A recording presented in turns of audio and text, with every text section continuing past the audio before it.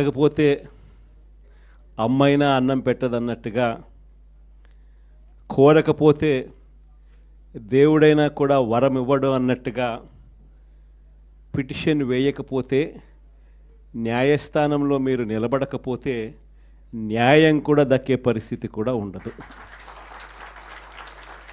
కలియుగం అన్నది ఏమిటి అన్నది ఈ చంద్రబాబు నాయుడు గారి పరిపాలన చూస్తే ఈ 14 నెలల్లో ఓహో ఇదేనా కలియుగము అని చెప్పి అనిపించే పరిస్థితి ఎవరికైనా కూడా అనిపిస్తుంది. ఎందుకనంటే న్యాయం లేదు, ధర్మం లేదు. తమకు గిట్టని వాళ్ళు ఎవరైనా ఉంటే, తమకు నచ్చని వాళ్ళు ఎవరైనా ఉంటే, తమకు వ్యతిరేకంగా స్వరం వినిపించే వాళ్ళు ఎవరైనా ఉంటే తట్టుకునే పరిస్థితి లేదు, జీర్ణించుకునే పరిస్థితి లేదు. ఎలాగైనా తీసుకొని పోయి వాళ్ళని జైల్లో వేయాలి, ఎలాగైనా తీసుకొని పోయి వాళ్ళని చిత్రహింసలు పెట్టాలి, ఎలాగైనా కూడా వాళ్ళ పరువును తీయాలి అనే ఒక నీచమైన సంస్కృతి ఈరోజు మనం చూస్తూ ఉన్నాం. ఒక మనిషిని జైల్లో పెట్టడము అని అంటే తన పరువును, తన ప్రతిష్టలతో ఆడుకోవడం. అవన్నీ తెలిసి కూడా ఏ తప్పు చేయకపోయినా కూడా బురద వేసి తప్పు చేశాడు అని చెప్పి దానికోసం దొంగ సాక్ష్యాలను క్రియేట్ చేసి కేవలం వీళ్ళు పెట్టే ప్రలోభాలు, వీళ్ళు పెట్టే భయం తప్ప వేరే బేసి లేదు, వేరే సాక్ష్యము లేదు. ఇలాంటి పరిస్థితుల మధ్య న్యాయం జరగడానికి కోసం బాధితుల తరపున గట్టిగా నిలబడి వాళ్ళ స్వరం వినిపించే కార్యక్రమం ఎక్కడైనా చేయాల్సిన పరిస్థితి ఏదైనా ఉంది అని అంటే అది ఇంకా మన భుజస్కంధాల మీద ఇంకా బాధ్యత ఎక్కువైంది. కానీ ఏదైనా కూడా న్యాయం, ధర్మం అనేది వాళ్ళ తరపున ఎవరైనా వాళ్ళ తరపున గట్టిగా నిలబడి వాళ్ళకు న్యాయం చేసే పరిస్థితి రావాలి అని అంటే అది మళ్ళీ మీ భుజస్కంధాల మీదనే ఉంది. కాబట్టి మీరు పోషించే పాత్ర చాలా ఇంపార్టెంట్ పాత్ర. మరీ ముఖ్యంగా కష్టకాలంలో ప్రతిపక్షంలో ఉన్నప్పుడు వైఎస్ఆర్ పార్టీకి నిజంగా పెద్దన్నగా మీరు చేస్తూ ఉన్న పాత్ర ఎప్పటికీ కూడా పార్టీ మర్చిపోదని సందర్భంగా తెలియజేస్తాను. ఎవరికి కూడా ఊహించని విధంగా కూడా, ఇంతకుముందు గతంలో ఎప్పుడు జరగని విధంగా కూడా లీగల్ కమ్యూనిటీకి మరీ ముఖ్యంగా ఫస్ట్ టైం లా కంప్లీట్ చేసుకుని తమ కాళ్ళ మీద తాము నిలబడడానికి సిద్ధంగా ఉన్న యంగ్స్టర్స్కు, యంగ్ లాయర్స్కు ప్రభుత్వం అప్పట్లో క్రమం తప్పకుండా సహాయ సహకారాలు అందిస్తూ లా నేస్తం పేరిట అండగా నిలిచిన చరిత్ర కూడా ఇంతకుముందు ఎప్పుడూ జరగల. అదొక్క వైఎస్ఆర్సీపీ ప్రభుత్వం వచ్చిన తర్వాత మాత్రమే ఆ చరిత్ర కూడా చూసాం.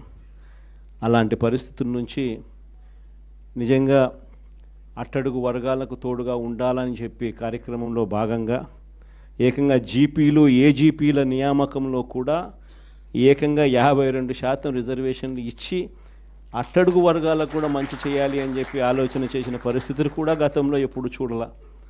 అప్పుడు కూడా జరిగింది కూడా, అది కూడా వైఎస్ఆర్సీపీ హయాంలోనే.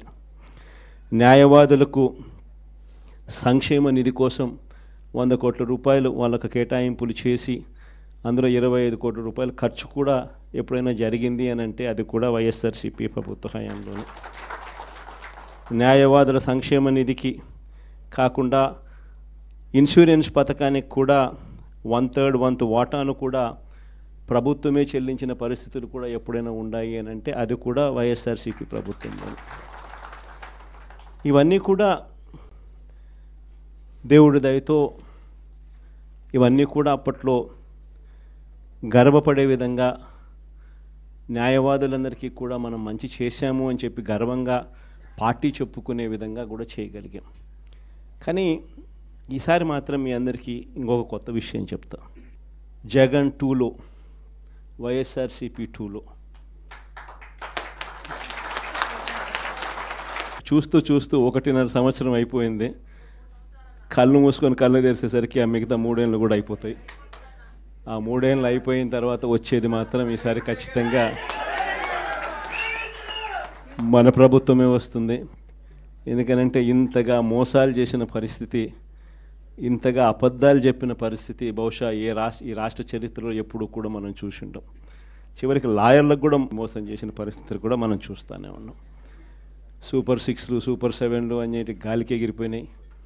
ఇంతకుముందు మన ప్రభుత్వ హయాంలో ఉన్న ప్రతి పథకం కూడా అన్నీ రద్దయిపోయినాయి.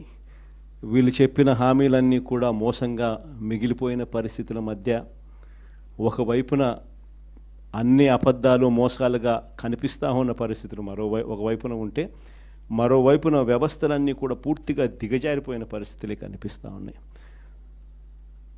చదువుల రంగం తీసుకున్న, పేదవాడి ఆరోగ్యానికి సంబంధించిన రంగం తీసుకున్న, వ్యవసాయ రంగం తీసుకున్న, లా అండ్ ఆర్డర్ తీసుకున్న, గవర్నెన్స్లో ట్రాన్స్పరెన్సీ తీసుకున్న, ఏ రంగాన్ని తీసుకున్నా కూడా అన్ని రకాలుగా తిరోగమనమే కనిపిస్తుంది తప్ప ఈ రాష్ట్ర ప్రభుత్వంలో ఎక్కడా కూడా పురోగతి, అభివృద్ధి అనేది ఎక్కడా కనిపించని పరిస్థితి.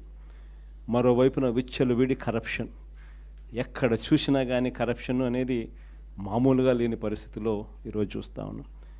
ఎక్కడ నిలబడినా, ఏ గ్రామానికి వెళ్ళినా కూడా గ్రామంలో పక్కనే బెల్ట్ షాప్ కనిపిస్తుంది. విచ్చలవిడిగా బెల్ట్ షాపులు మన కళ్ళ ముందనే ఎంఆర్పి రేట్ కన్నా ఎక్కువ రేటుకి అమ్ముతూ ఉన్నారు. డైరెక్ట్గా ఎంఆర్పి రేట్ కన్నా ఎక్కువ అమ్ముతూ ఉన్న బెల్ట్ షాపులు ఎవరు నడపాలా అనేది ఆక్షన్లో పాడుతూ ఉన్నారు. ఆక్షన్లో 2 లక్షలు 3 లక్షలు 4 లక్షలు పాడినోనికి బెల్ట్ షాప్ ఇస్తూ ఉన్నారు. ఆ బెల్ట్ షాపు ఎంఆర్పి రేట్ కన్నా ఎక్కువ రేటు కళ్ళ ముందరనే అమ్ముతూ ఉన్నారు. అలా అమ్మించేది ఎవడు అని అంటే పోలీసులు దగ్గరుండి అమ్మిస్తూ ఉన్నారు. ఇది కరప్షన్ అన్నది కళ్ళ ముందనే కనిపిస్తూ ఉన్న కరప్షన్. ఎక్కడ చూసినా పర్మిట్ రూములు, ఇల్లీగల్ పర్మిట్ రూములు కనిపిస్తూ ఉన్నాయి. ఏ నియోజకవర్గం తీసుకున్నా కూడా ఇసుక అన్నది ఉచిత ఇసుక అంటున్నారు. ఉచిత ఇసుక ఎవరికి ఇస్తూ ఉన్నాడు అనేది దేవునికి ఎరక. కళ్ళు ఎదుటే కనిపిస్తూ ఉన్నది ఇసుకే మన ప్రభుత్వ హయాంలో కన్నా డబుల్ ది రేటుకి అమ్ముతూ ఉన్నారు. మన ప్రభుత్వ హయాంలో అన్న ఇసుకన్నా కనీసం సంవత్సరానికి 700 కోట్లు 750 కోట్లు గవర్నమెంట్కి ఆదాయం వచ్చేది రాయల్టీ రూపేణ. ఇప్పుడు రాయల్టీ రాకపోగా ఇసుకేమో డబుల్ రేటుకి అమ్ముతూ ఉన్నారు.